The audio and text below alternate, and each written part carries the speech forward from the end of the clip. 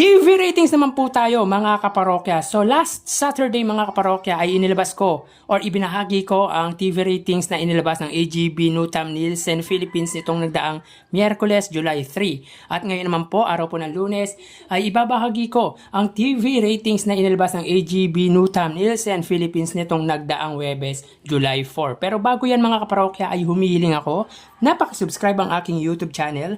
Pakiclick ang bell icon para una kayong ma-notify sa mga bagong video na ilalabas ko. At pakidamay nyo na din na i-follow ang aking Facebook page na Mega TV at ang aking TikTok account na Kaparokya TV. Maraming salamat!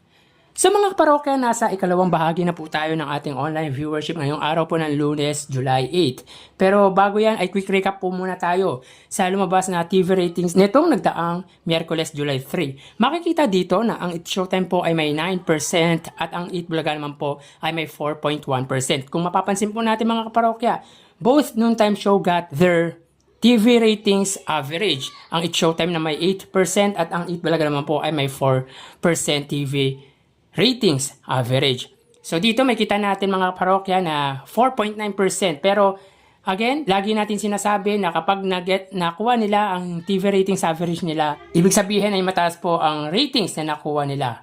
So dito, i-declare po natin mga kaparokya na parehas panalo po ang dalawang noontime show. So dito naman po, may kita po natin para naman po sa araw ng Huwebes. Ang It Showtime ay may 8.2%.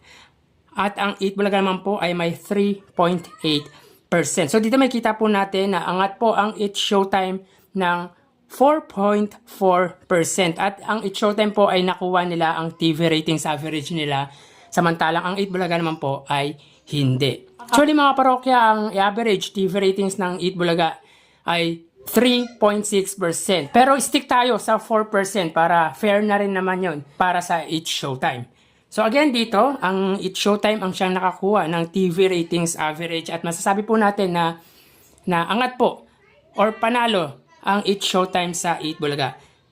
So ang GMA po ay may 5.5%, ang GTV ay may 0.9%, ang A to Z ay may 1.3%, ang Kapamilya Channel ay may 0.4%, at ang All TV ay may 0.1%.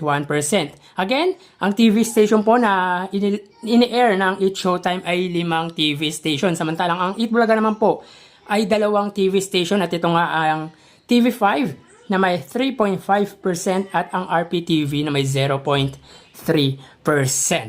So dito ang average TV ratings ng TV5 ay nakuha nila at ito nga ay 3.5%.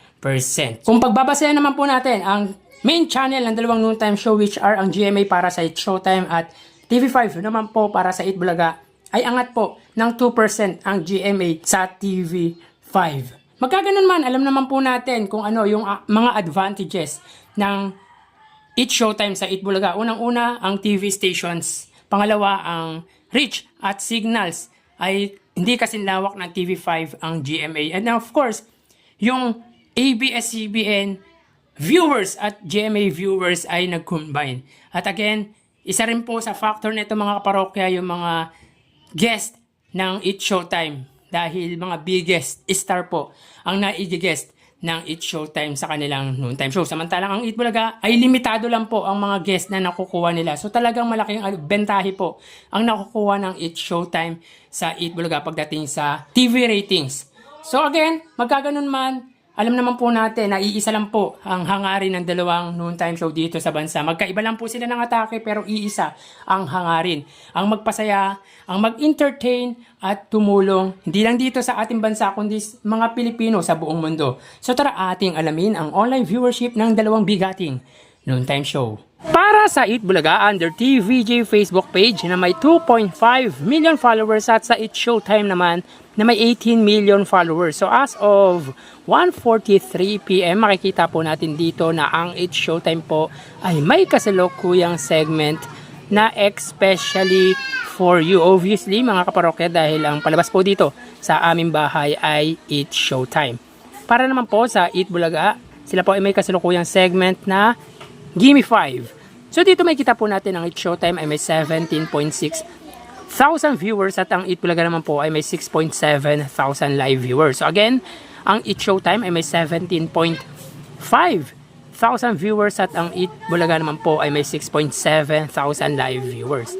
So mapunta naman po tayo sa TV Network YouTube channel at unahin po natin ang Eat Showtime, under po yan sa GMA Network YouTube channel na may 35.7 million subscribers. Samantalang ang Eat Bulaga naman po under po yan sa TV5 Philippines na may kasalukuyang subscribers na 1.87 million subscribers. So as of 144 ang Eat Showtime under GMA po ay may 19,000 viewers. Ang Eat Bulaga under TV5 Philippines ay may 37,000 viewers. So again, as of 145 ang GMA Network, sila ay may 19,000 viewers at ang Eat Bulaga naman po ay may 37,000 viewers. So mapunta naman po tayo sa main YouTube channel ng dalawang noontime show para po sa Eat Showtime under ABS-CBN Eat Showtime na may 2.29 million subscribers. Samantalang ang Eat Bulaga naman po under Eat Bulaga TVJ YouTube channel may 1.04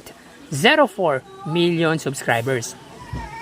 So as of 145 ang Eat Showtime, sila ay may 105,000 viewers at ang Eat Bulaga naman po ay may 68,000 viewers. So again, as of 1:45 PM ang Eat Showtime, sila ay may 105,000 viewers at ang Eat Bulaga naman po ay may 68,000 live viewers. So bali ang total na nakuha ng dalawang noontime show ay, mga kaparokya, bago natin ibigay ang total live viewership ng dalawang noontime show ay humiling ako na pakisubscribe ang aking YouTube channel. Pakiclick ang bell icon para una kayong ma-notify sa mga bagong video na ilalabas ko, at pakidami nyo na din na i-follow ang aking Facebook page na Mega TV at ang aking TikTok account na Kaparokya TV. Maraming salamat! So bali, ang total na nakuha ng Eat Bulaga para sa kanilang ikalawang yugto ng online viewership ay 111,000 viewers. Samantalang ang Eat Showtime naman po, sila ay may 141,000 viewers. So again, ang Eat Bulaga ay may nakuwang 111,000 viewers at ang Eat Showtime naman po ay 141,000 live viewers. So yan po ang lumalabas sa kanilang online viewership as of 147. At mamaya magbabalik po tayo sa huling yugto ng ating online views update ng dalawang noontime show. Magpapaalam na po ako. Mag-ingat tayo. Thank you and God bless.